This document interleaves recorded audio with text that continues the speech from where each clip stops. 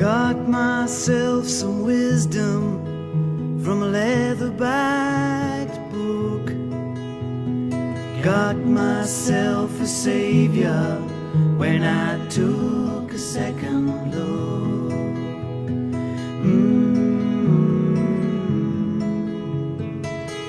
Opened up the pages, and what did I find? A black and white portrait of a king who's a friend of mine.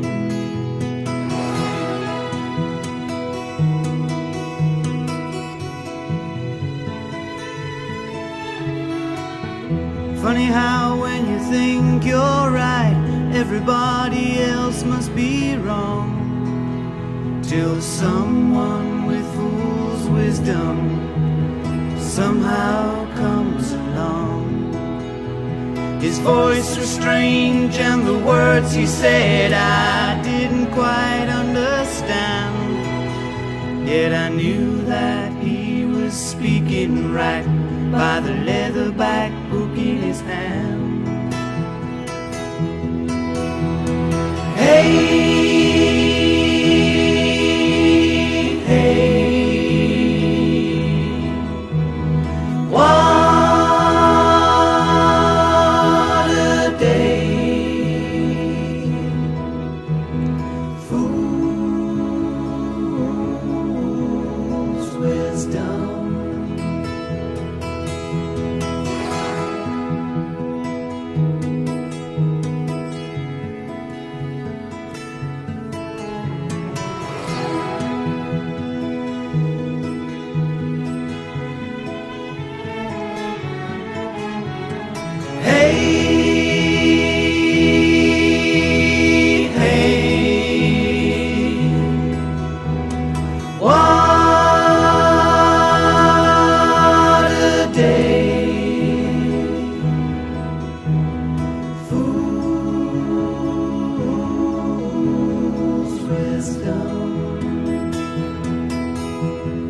Got myself some wisdom from a leather-backed book. Got myself a savior when I took a second look.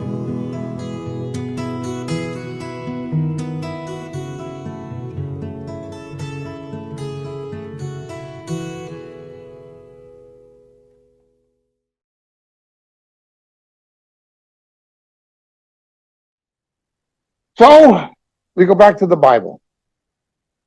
The first people who were there were Jews.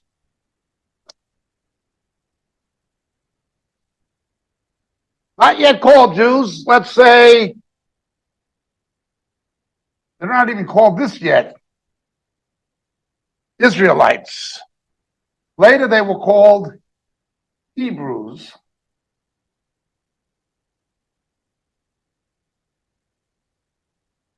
They were there first. This goes on. And it goes on until approximately the 13th century.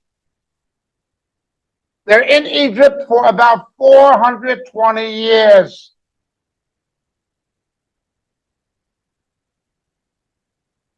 Then they come back. During that time, the Hebrews left. It was the Canaanites. But Joshua fought the battle of Jericho and the walls came tumbling down. That went back to the Hebrews, the Ivrim. Then it goes on. This is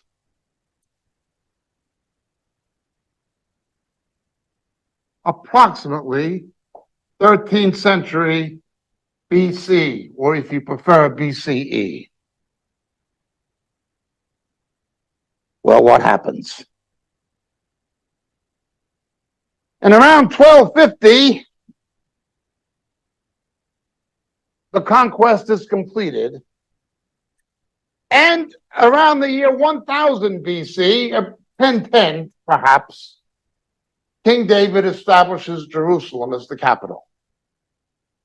And it goes on. But because of the sin of the people,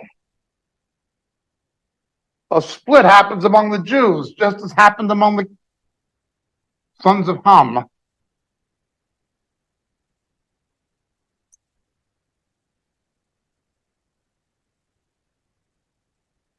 (720 BC),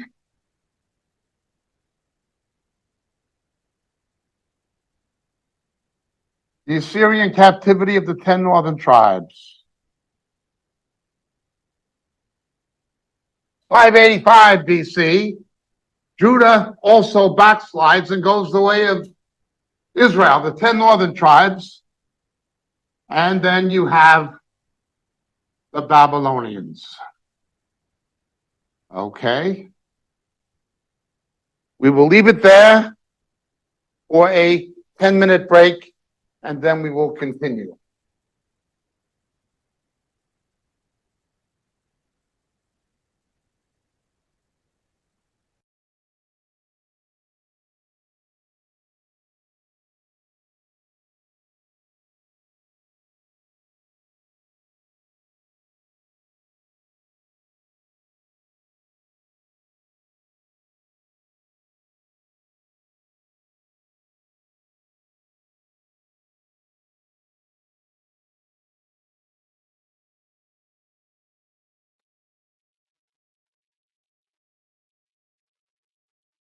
Mark this passage in your Bible.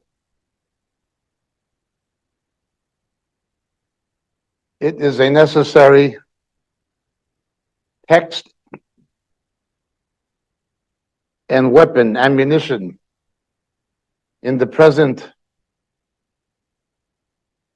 Kulturkampf and the present Geisterkampf,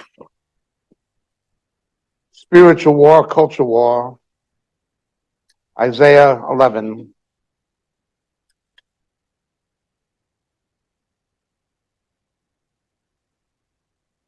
Verse 11. It'll happen on that day that the Lord will again recover his second time with his hand the remnant of his people who will remain. From Assyria, Egypt, Pathros, Cush, Elam, Shinar, Hamat, the islands of the sea. Notice it is a diverse array of nations for the second time. Twice and only twice were the Jews to be split up and regathered. The first time happened, as predicted by Jeremiah and Isaiah and referred to in Daniel. This happened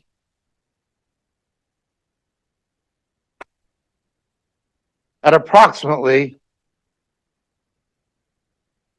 520 BC with the decree of Cyrus the Great, followed by Darius the Mede. Okay. That was the first time. But then they only came back from the Persian Empire, which encompassed Iran and the former lands of Babylon and Assyria, say Iraq, part of Syria.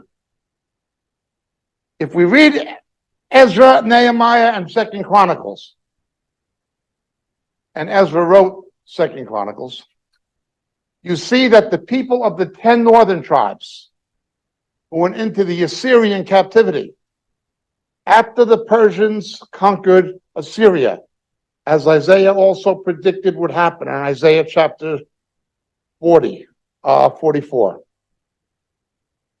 and 45. The Jews from the 10 northern tribes came back with them, so they were never lost.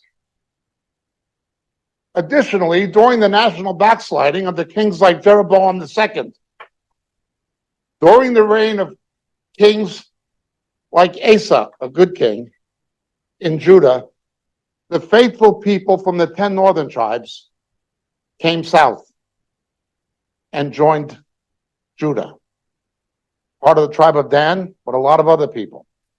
That is why in the New Testament you read when James writes his epistle to the 12 tribes, they weren't lost. Or when you read Luke's nativity narrative, remember the old lady, Hannah? She was from the tribe of Asher. These tribes were never lost. The scripture tells us exactly what happened to them, and so does history. This old nonsense of British Israelism and the lost tribes, these things are absolute nonsense. They have no biblical, historical, or anthropological basis whatsoever. It's all nonsense. Separate subject, I only mention it in passing. So the first time was 520 BC. They come back.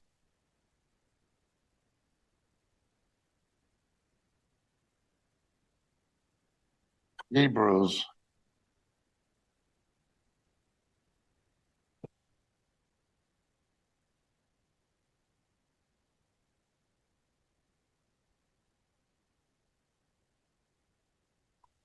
The second time, however, they'd be regathered again. And it would be from a vast array of nations. The Jews are only regathered to the land twice. The first time was after the Babylonian and Assyrian captivities. The second time it's happened is 20th century. That's the prediction. It only happened twice. But let's continue. This goes on until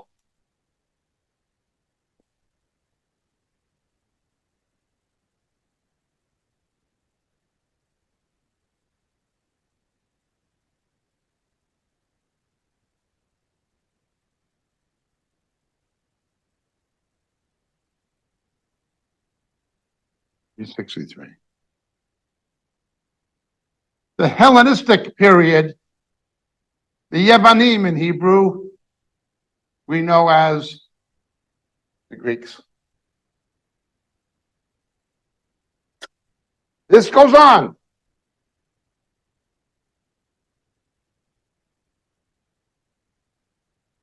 until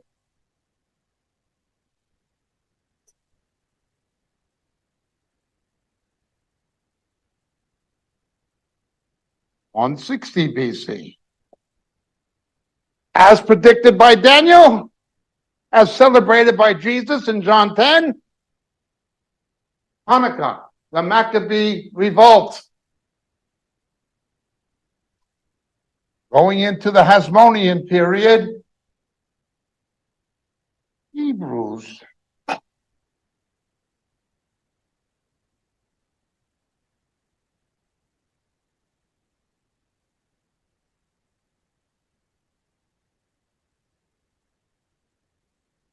What happens then?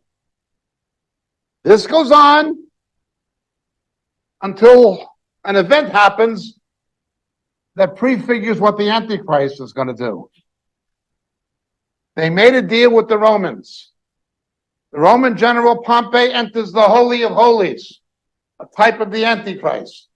Whenever somebody other than the high priest enters the Holy of Holies, it's a picture of the Antichrist setting up the abomination. This was the general Pompey. They made a deal with the Romans, and they were betrayed by the Romans. Daniel says this will happen again. They'll make a covenant with death. They'll make a deal with the Antichrist and be betrayed by him. They thought they were going to be a protectorate, that the Romans were going to protect them. The Romans did not protect them. The Romans basically annexed them. 63. This goes on until the revolt. Again, predicted by Daniel and Jesus.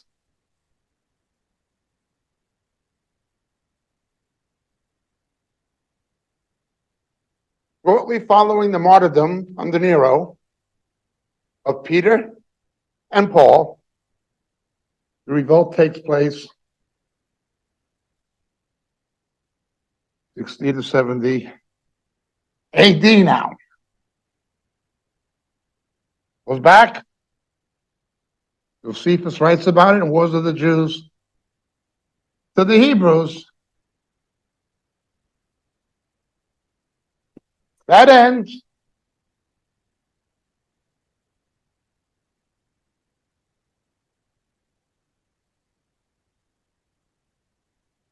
In the AD, temples destroyed as Daniel and Jesus predict. And it's back again under the Romans.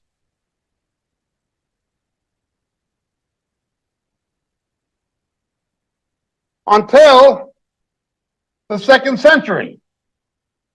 Something that Jesus also prophetically alluded to in John chapter 5, Bar Kokhba's rebellion. The second Jewish revolt, approximately 120 AD. Goes back to the Hebrews.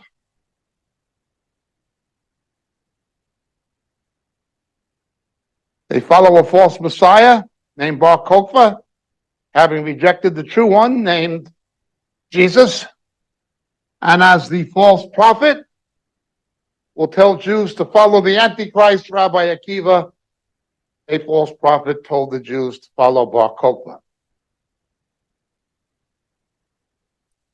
These are addressed in my book, Shadows of the Beast. But it goes on. By the year 132, it's all over. Even before that, but it goes back to the Romans. And the Jews are now not even allowed in Jerusalem.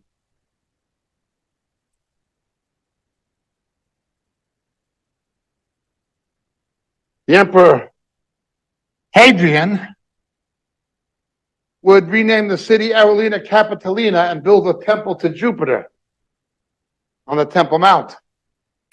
Big story in itself. But then what happens? This goes on into the Roman Empire, eventually fragments.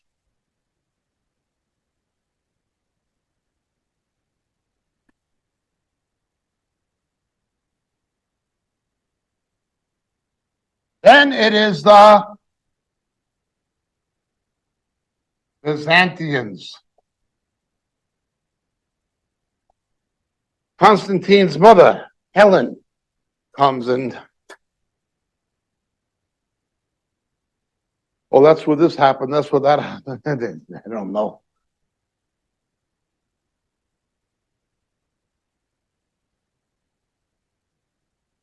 Goes on.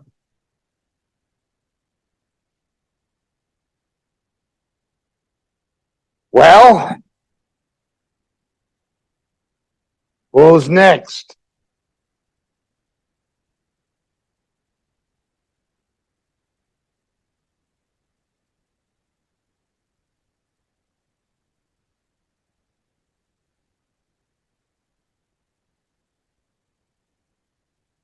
Arabians.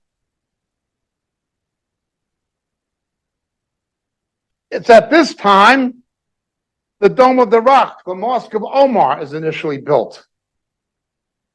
Now, it's not our subject now, but all of these things on the Temple Mount foreshadow the abomination of desolations, spoken of by Daniel and Jesus. In 70, the Romans set up pagan incense where the holies of holies have been, began worshiping other gods. Okay. Aulina Capitolina, Temple of Jupiter, picture of the abomination of desolations. Jupiter was what the Greeks called Zeus, was the biggest planet, that was the big god. Zeus was a corruption of the Greek word theos, God. Zeus, theos. Okay. Constantine's nephew, Julian the Apostate tries to repaganize the Roman Empire and rebuild the temple. All these mysterious fires happen. And one stone will be thrown down upon another. That prophecy had to take place, and he tried to make it not take place. The Muslims get there. Dome of the Rock. If you've ever seen it, you will see naturally occurring, naturally embossed in the facade, marble facade, two absolutely satanic-looking figures. And above it, quotation from the Surah in the Quran, Allah is not begotten, neither does he beget, God has no son. What are we told in 1 John? That which denies the Father and Son is Antichrist. Now, is it the abomination of desolation? No, but it is an abomination of desolation. This is in the Arabian period. And it goes on.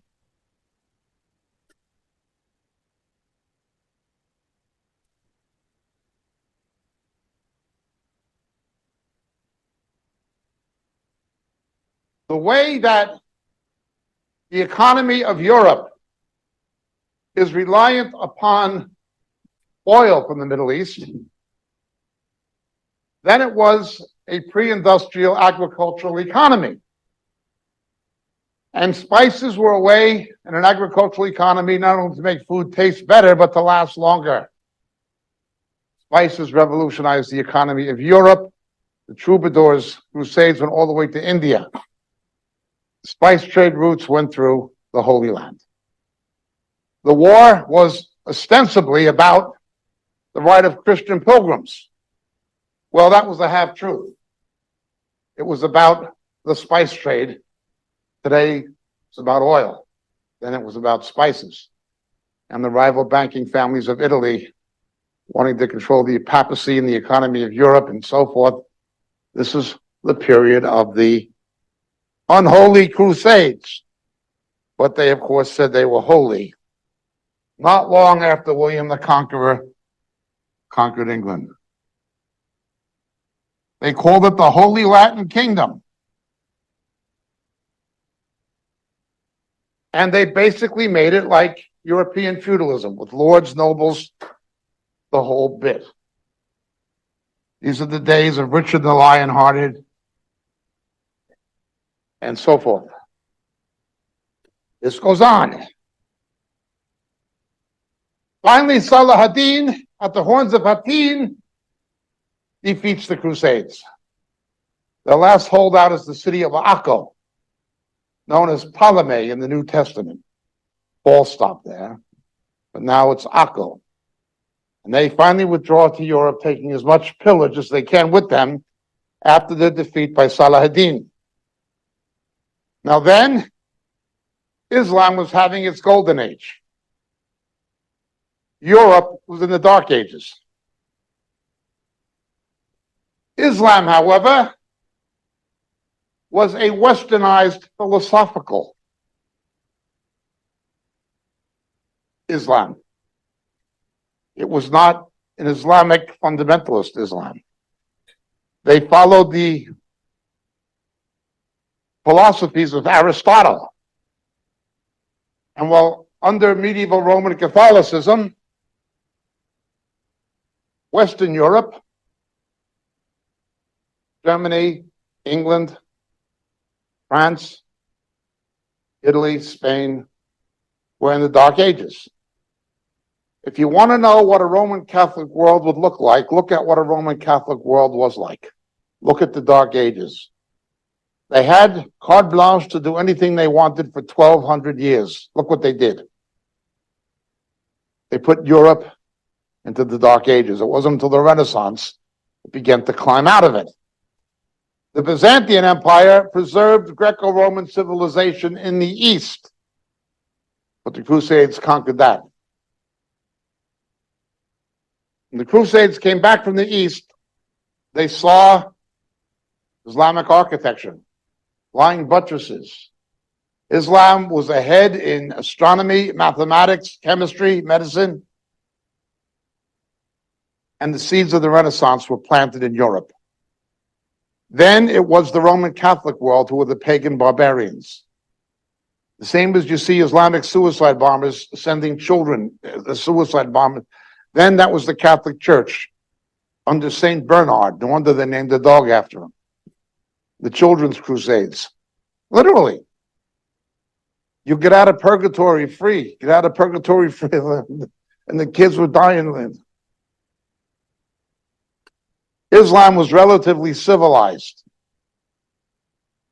Roman Catholicism was barbarian. They were the pagans. They were the savages. Okay. Of course, it was a different Islam than you see now.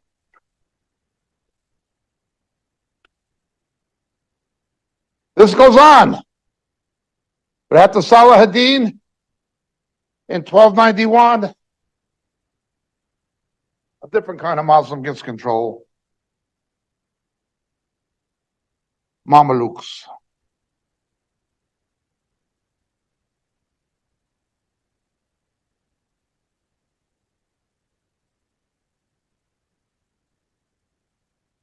Succeeded in 1516 by the Ottoman Turkish Muslims who enslaved the Arab Muslims. To understand what that hatred was like, read the book Lawrence of Arabia.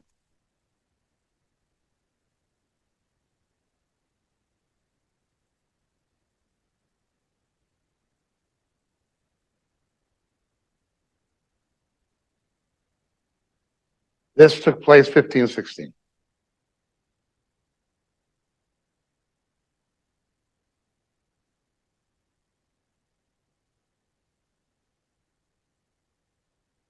The Australians were so angry about what happened in the Dardanelles at Gallipoli. They were hell-bent on vengeance. And the British, under General Allenby, marched on Jerusalem, taking their vengeance for Gallipoli in a massive cavalry charge at Beersheba, where Abraham was. The Australians broke the back of the Ottomans in the Middle East. Lawrence of Arabia engineered an uprising among Arabs against the Turks, who are aligned with the Kaiser in Germany. Okay. This goes on, 1917.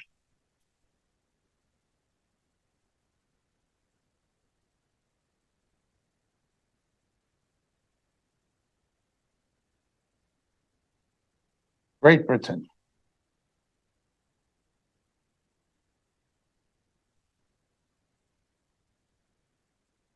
In the aftermath of World War I, the map of Europe and the map of the Middle East had to be redrawn, and much of Africa.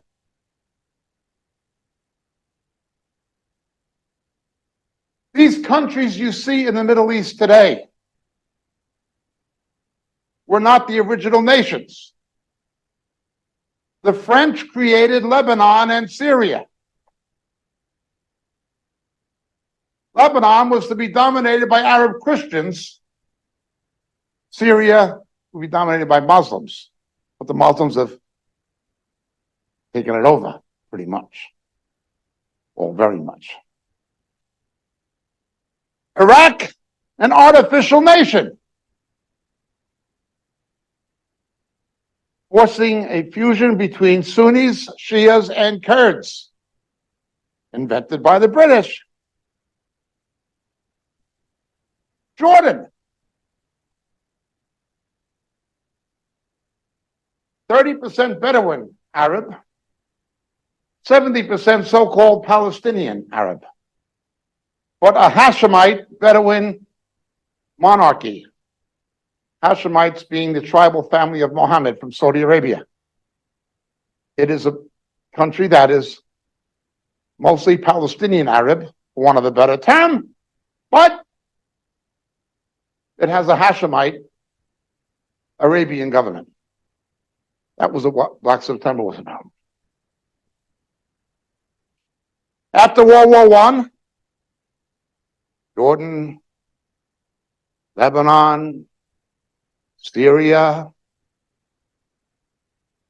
these countries were invented by Europeans. And the Balfour Declaration said that land would go to the Jews. This was decided in San Remo, Italy, and it was decided by the predecessor of the United Nations, known as the League of Nations, on the legal principle still established in international law, uti proceditus juris. The borders remain what they were. So the original land apportioned to the Jews after World War I by the League of Nations, the predecessor of the UN, was all the land from the Jordan to the Mediterranean.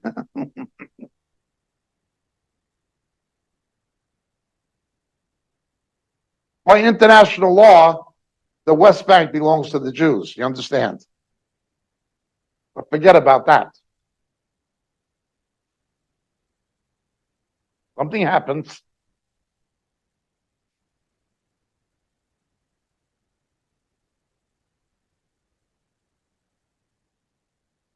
(1948).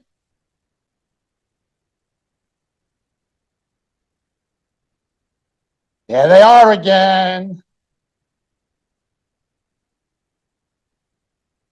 Those pesky Ibrim, the Hebrews, just like God told Abraham.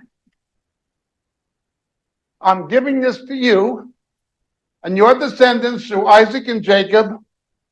Olame Olamim. If you like Latin, Romniase Kulase Kulorum. That's it. Forever and ever. Notice two things. Going back to the patriarchs,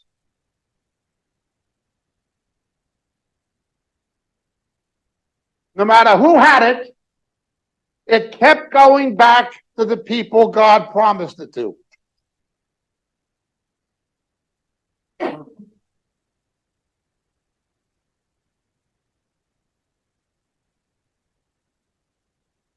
Second thing, there has never been such a state or nation as Palestine. Palestine is simply the Latinization of Philistine. The Philistines were not Arabs. They were Indo-Europeans. They worshiped the fish god Dagon. The Romans in the 2nd century, after Bar Kokhba's rebellion,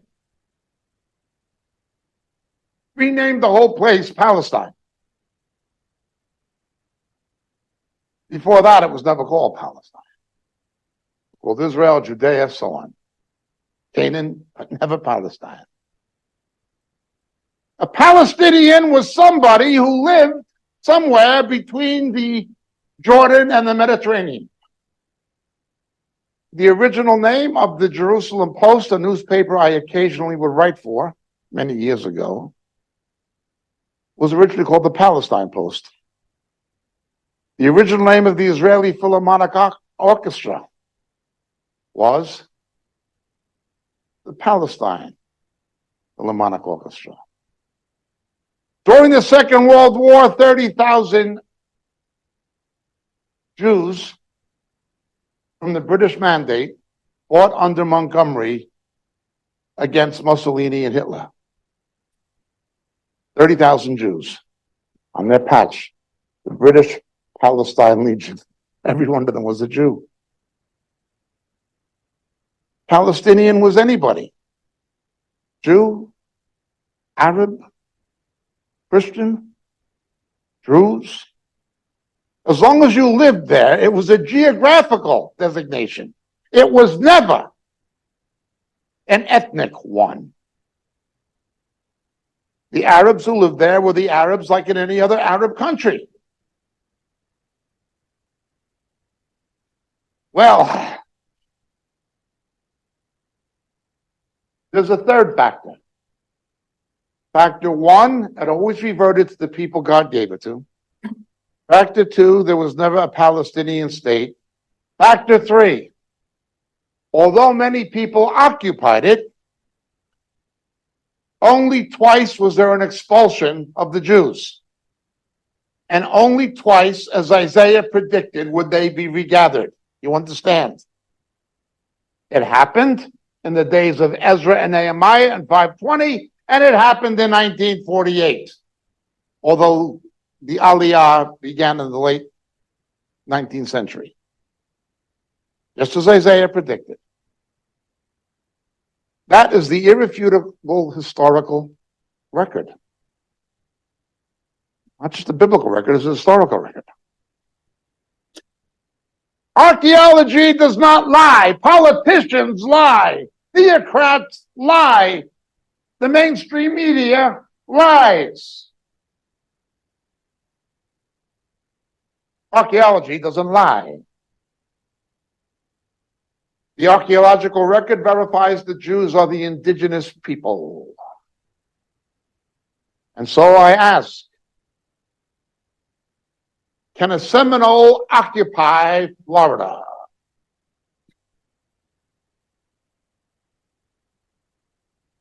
course not. Why not? They were there first. Don't you want to watch them wrestle alligators? Buy some souvenirs in the Everglades? They were there first. Let them have their casinos. What's your problem? Of course, they're not an occupying presence. Well, can an Apache occupy Arizona? Of course not. Let them have their casinos. What's wrong with you? Or can a Maori occupy New Zealand? Of course not. Why not? They were there first. Can an Irishman occupy County Tipperary? Certainly not. Why not? It was there first. By definition, an indigenous people cannot be considered to be an occupying presence in their native land. Unless they are a Jew.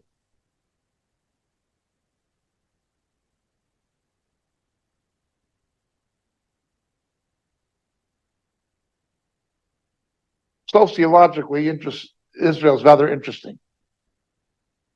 In Israel, Jews get the identities denied them in the diaspora. In France, le Juif, he's a Jew, get out of here. In Deutschland, Juden verboten, du bist eine Juden. Get out of here. Argentina, Judío. Get out of here. Romania, Jew, get him out of here. We don't want you here. They faced expulsion in England and France. They faced expulsion in Germany. They faced expulsion in Russia and the pogroms. They faced expulsion one country after another. Inquisitions in Spain, Portugal. Get them out of here. They tried to escape to Brazil from the Inquisition. They didn't like them there either because of the Catholic Church. So they came to New York. And then the Dutch Reformed Church, Peter Stuyvesant in New Amsterdam, didn't like them either. Get the Jews out of here. They were kicked out of New York. New Amsterdam, as it was. You're a Jew, get out. Where should we go? Go find your own land. Okay, we did. Get out of here. You have no business being in your own land either. You understand this? This is the curse of the law. This is the curse of Leviticus 26, Deuteronomy 28. It is because they rejected their Messiah. Now, God keeps his prophetic purposes and promises to the fathers, Paul tells us in Romans. They remain beloved for the sake of Abraham, Isaac, and Jacob, but they're under the curse of the law. They're hated by all nations. And they don't even want them in their own nation.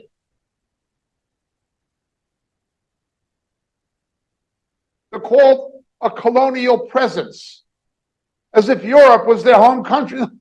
Didn't you ever hear the Spanish Inquisition or the Holocaust or the pogroms? They didn't want them in. They were kicked out of England in 1200s. They murdered them in Yorkshire.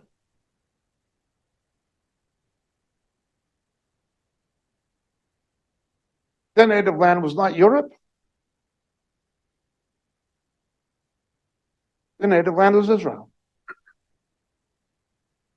Only a Jew can be called a colonialist, a European settler in their own nation. No indigenous person could be considered to be an occupying presence unless they're a Jew. It's not rational. It's not fair. But that's what we're dealing with. The world is in the power of the wicked one. These are the realities. This is the truth.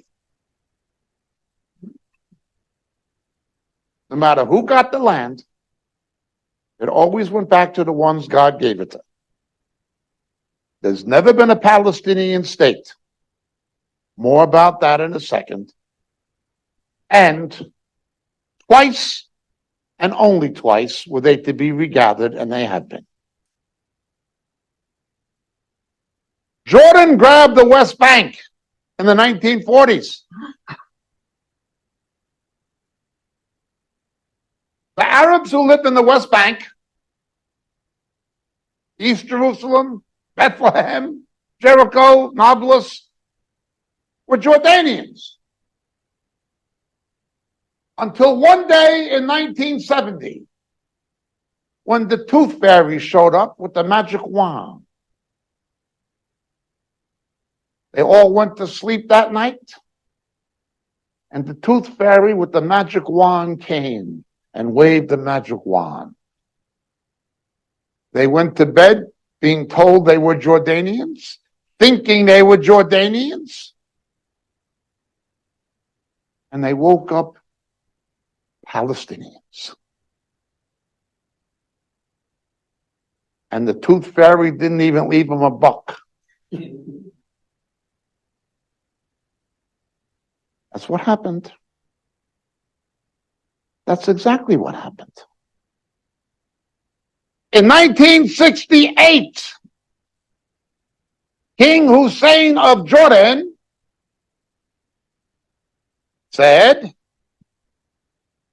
Jordan is Palestine. I met King Hussein of Jordan, the father of the present King Abdullah, in Williamsburg, Virginia, when I was 15. He said, Jordan is Palestine. In 1970, around the time of Black September, Yasser Arafat said Palestine is Jordan.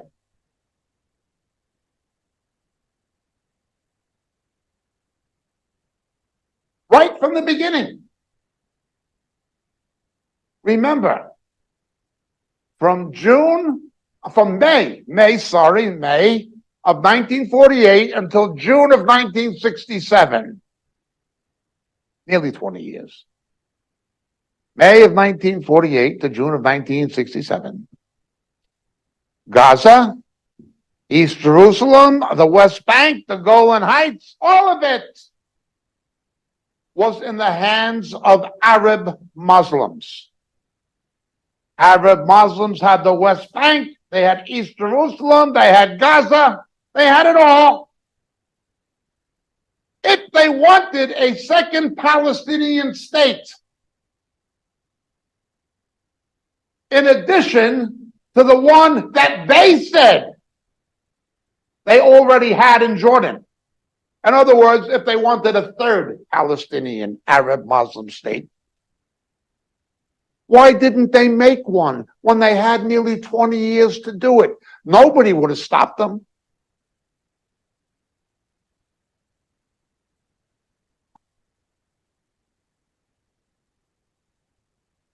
But once Israel's there,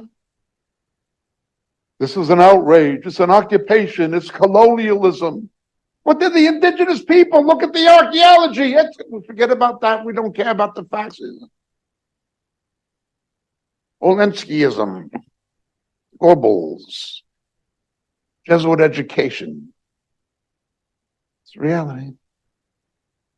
He had 20 years. 20 years. Who says that there's already a two-state solution? The Jordanian government, the British government, Yasser Arafat, and the Palestinian Authority known as Fatah. The League of Nations and the United Nations, they all said that there's a Palestinian state in Jordan. Now they want a third one. No, they can't have a third one because Fatah, the Palestinian Authority, controls the West Bank. Undemocratically, they haven't had an election in nearly 20 years because they're afraid Hamas would win. So there's no legitimate Arab, Muslim, Palestinian government in the West Bank. They're in violation of the Oslo agreements, which the Jews are expected to keep, even though they don't. They haven't had an election in nearly 20 years. And Hamas, that's essentially controlled by Iran, controls the Gaza Strip. So now you need what? No, we need a four-state solution. This is getting ridiculous. We don't want a four-state solution. We want a one-state solution from the river to the sea. They want the extermination of the Jews from their land. That is what's happening. I want to tell you about the most stupid people in Florida. Now, my family are Israeli Jews. I assure you I'm not anti-Semitic. But I want to tell you about the most stupid people in Florida, since we happen to be in Florida. These are the biggest morons in the state of Florida. These are the stupidest people in the state of Florida. They are the Jews who vote Democrat. Why don't you just sew a yellow star on your t-shirt and pay your own train fare to Auschwitz? How can you be in a party with the squad, with anti-Semites? How can you be so stupid?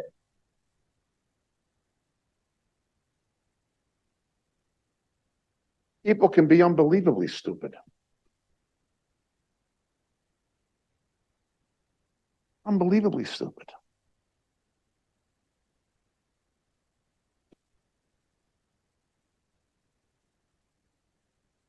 In the days of the Maccabees, there was someone called Menelaus. There were Jews who collaborated with the Seleucid Greeks against their own people. Today, it's the same thing.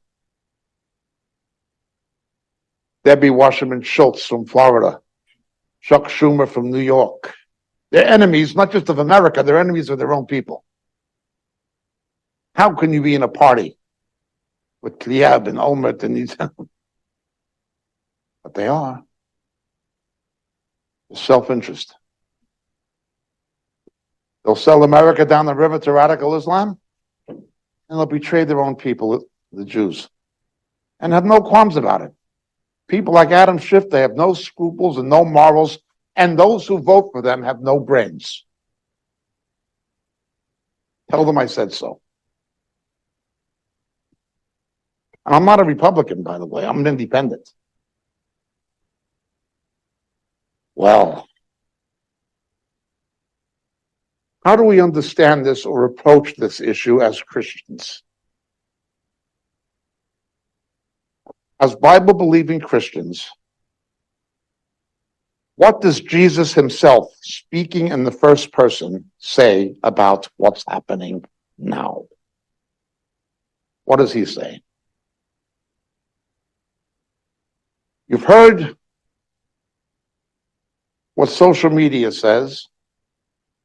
You've heard what the politicians say. You've heard what mainstream media says. You've heard what the United Nothing says. You've even heard what I said. What does Jesus say? Look with me, please, to the book of Zechariah, chapter 12, if you don't know.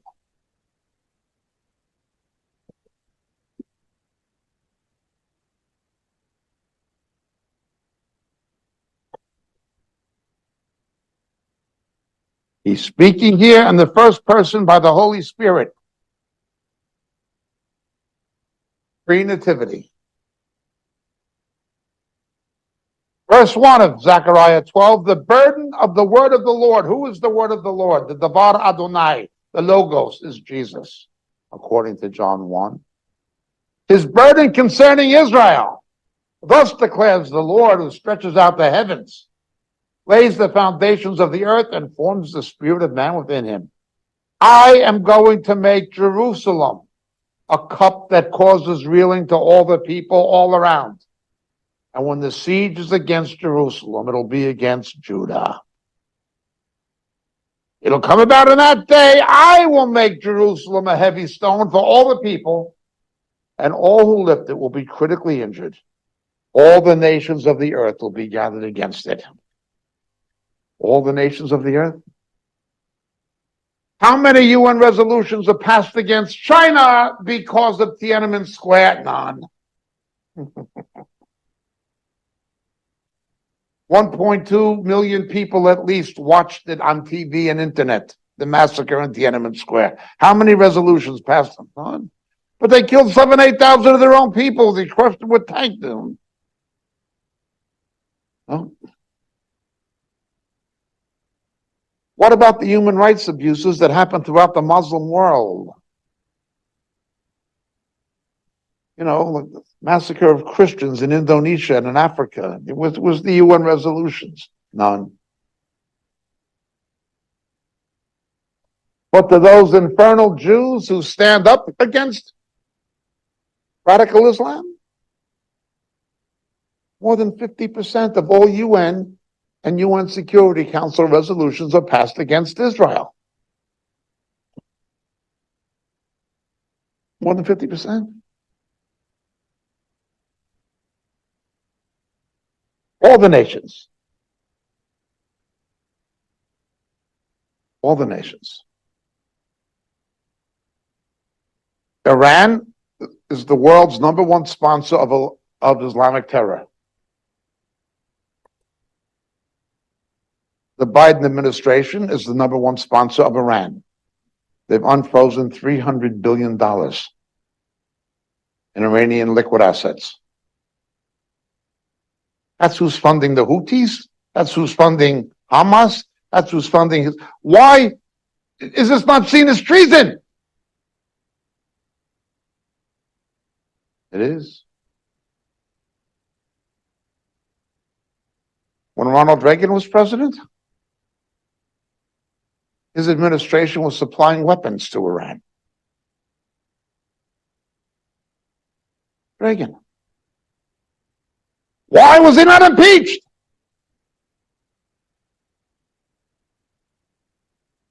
America abstained from a resolution under Barack Obama saying that Jews had no right to the biblical sites, no claim, including the Wailing Wall.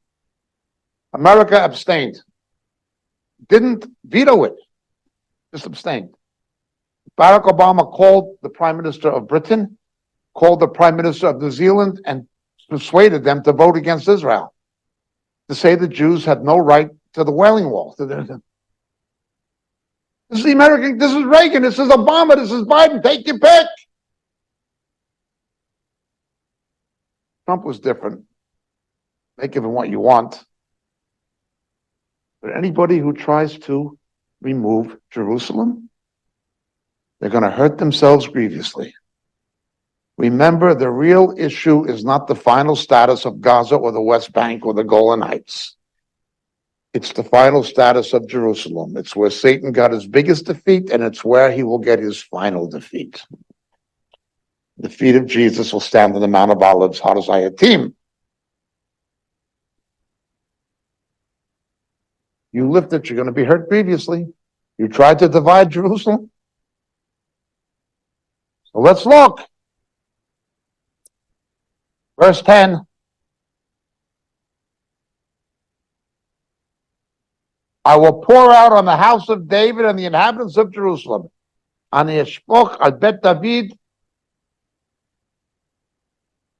the spirit of grace and supplication. They will look upon me who they have pierced, crucified, and mourn for him as one mourns for an only son. It's Jesus speaking in the first person. They will look upon me. The reference is Revelation 1:7.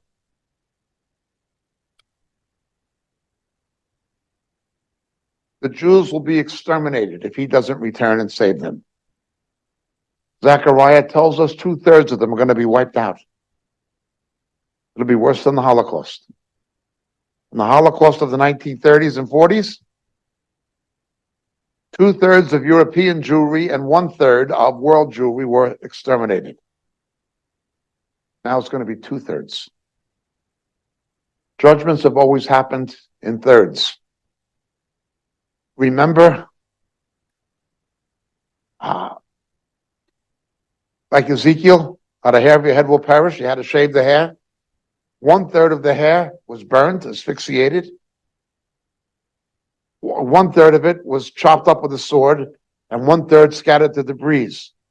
A few hairs he had to tie to the fringe of his garment. Now that refers to the tzitzit, to the tassels on the talit, the prayer shawl. There's one for every commandment of the Torah. In other words, those Jews who kept the law of God kept them. The rest either died by the sword, they were scattered into the diaspora, or they were burned or asphyxiated. It's always thirds. There's other examples of this. Holocaust was thirds. Well, Zechariah tells us it's going to be in thirds.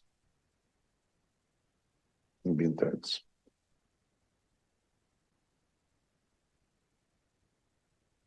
This has to happen in Jerusalem. Look with me, please, to Luke 21:24. They will fall by the edge of the sword and be led captive into all the nations. Jerusalem will be trampled under the feet of the Gentiles, the ethnic nations, until the times of the Gentiles be fulfilled. Now that is ultimately bound up with the prophecies of Daniel concerning the Temple Mount and so forth. Strictly speaking, the times of the Gentiles are not yet fulfilled, but they're being fulfilled. The Jews will be scattered among the nations until, pletheron in Greek, times of the Gentiles, ethnon, pletheron, ethnon. Same two words occur in Romans 11 in a different but related context. A time will come when Jerusalem will no longer be under the feet of non-Jews. And that will include the Temple Mount, ultimately. Relates to Revelation 11 and so forth.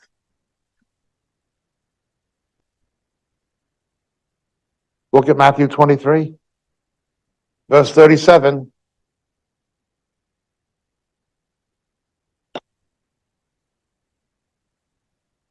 Jerusalem, Jerusalem. Yerushalayim, Yerushalayim. Who kills the prophets and stones those who are sent to her. How often I wanted to gather your children together, the way a hen gathers her chicks under her wings. But you were unwilling.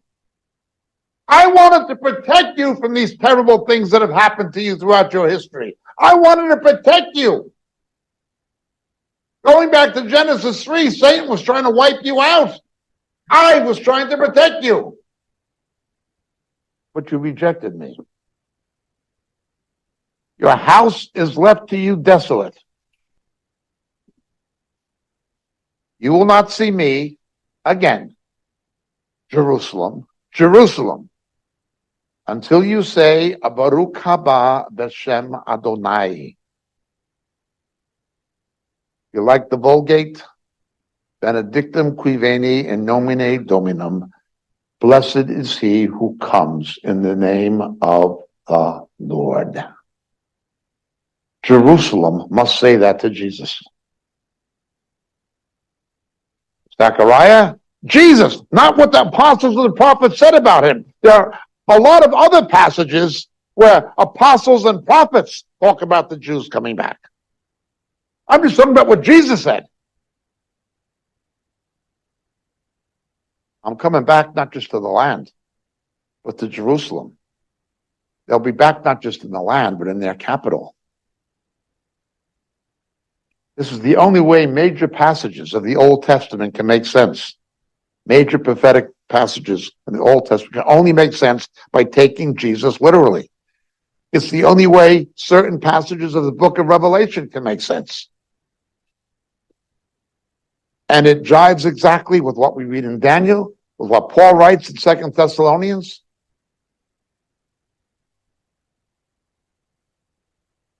They'll be back in that land.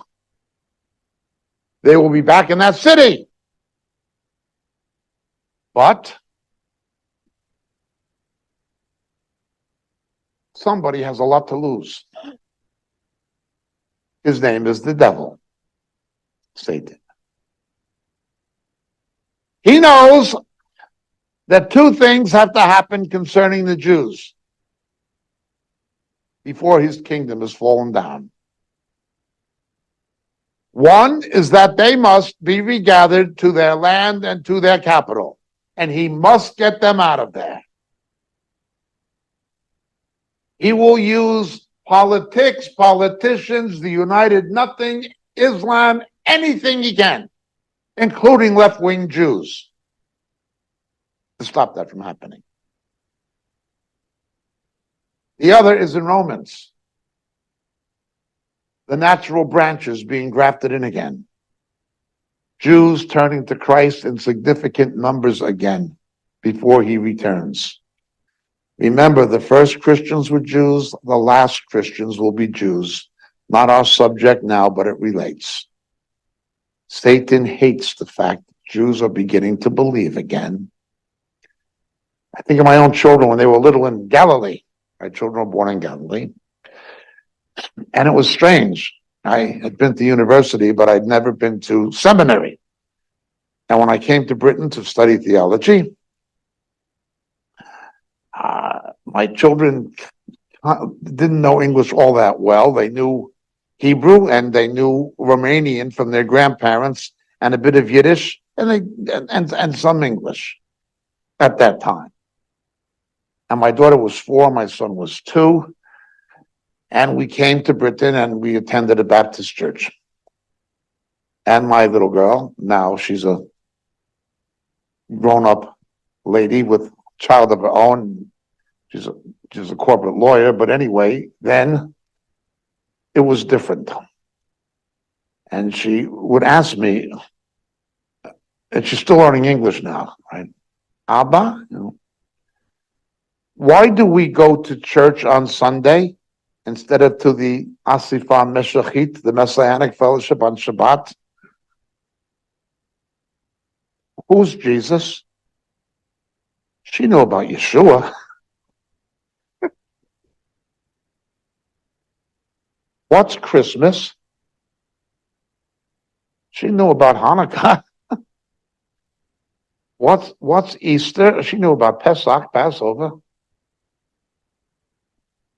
All she knew is that she was Jewish and she was from Galilee, and Jesus was Jewish and he was from Galilee, and he was the Messiah. 4 years old. That's all she knew.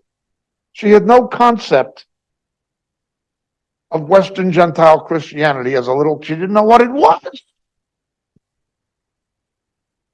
Well, she understood after a couple of years, she had the whole thing worked out, but it was she just didn't get it. She's a little kid. What am I going to tell her?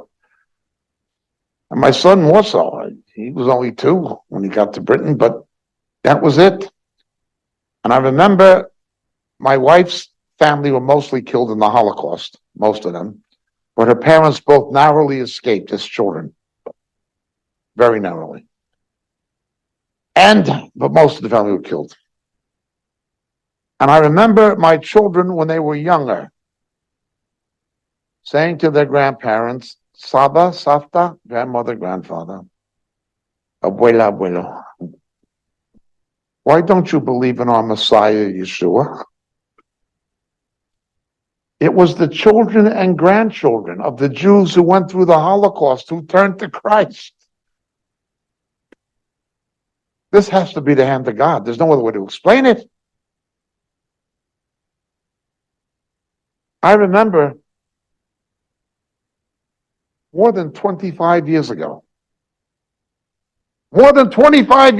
here in the United States,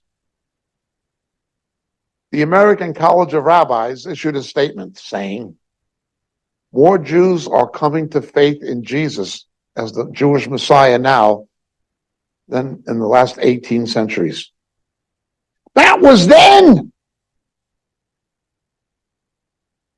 Now you got 2nd and 3rd generation believing Jews. I remember when I first went to Israel, there were about 200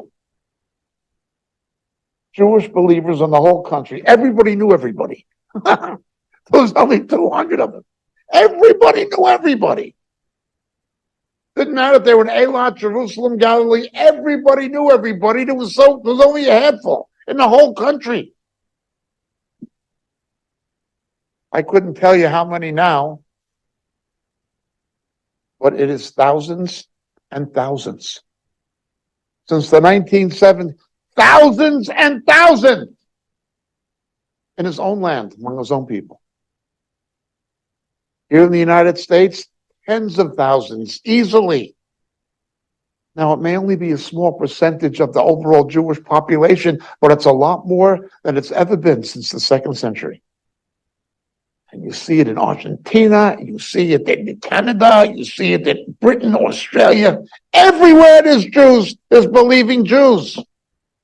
South Africa, certainly. I've met believing Jews in Zimbabwe. Not many, but they were there. It's happening. The devil's very upset. He was able to blind the Lord's own people to their own Messiah, and now the scales are falling off and Satan is not happy. And they're back in that land, waiting for the Messiah to come. They will be deceived by a false Messiah. But when the true one comes, they will look upon him where they have pierced and mourn as one mourns one only son. We can explain the historical and political realities. We can explain them. But we can understand why and what it means from the Word of God. There are academic historians, fair-minded ones. There are scholars, Jew and non-Jew, who could explain this to you better than I can. They can go into much greater depth and detail. There are plenty of academics who can explain this as well or better than I can, no problem. They can know it, but they can't understand it. They've read a lot of books, but most of them have not really read this one. Or if they have, they haven't understood it. We know what's happening, but we also know why. We not only have the knowledge, by the grace of God, we have the understanding. That is what makes this time different. Thank you so much for listening.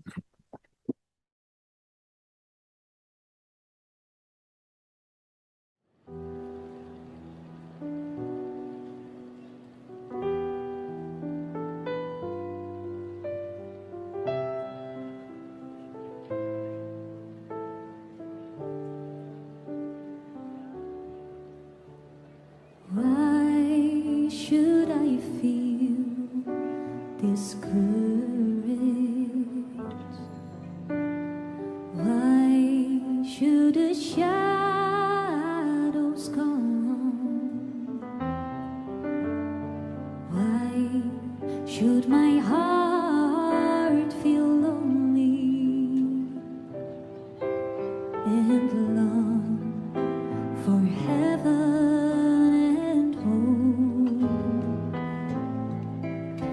When Jesus is my portion, a constant friend is He. His eye is on the sparrow, and I know He watches me.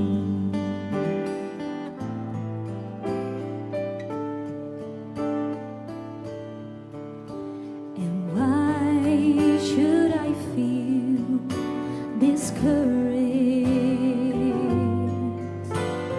Why should the shadows come?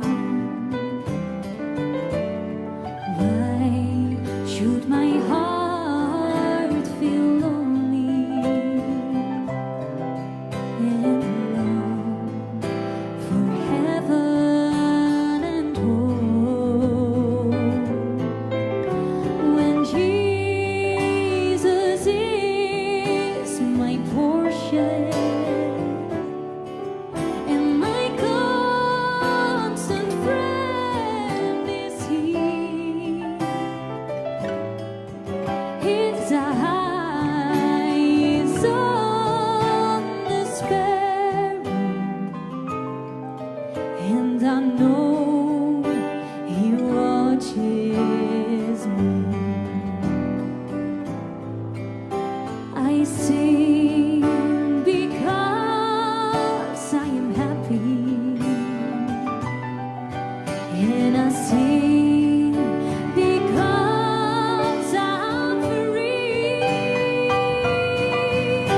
His eye is on the sparrow, and I know He watches me. I sing because I'm happy, and I sing because I'm free. His eye is on the sparrow, and I know He watches me.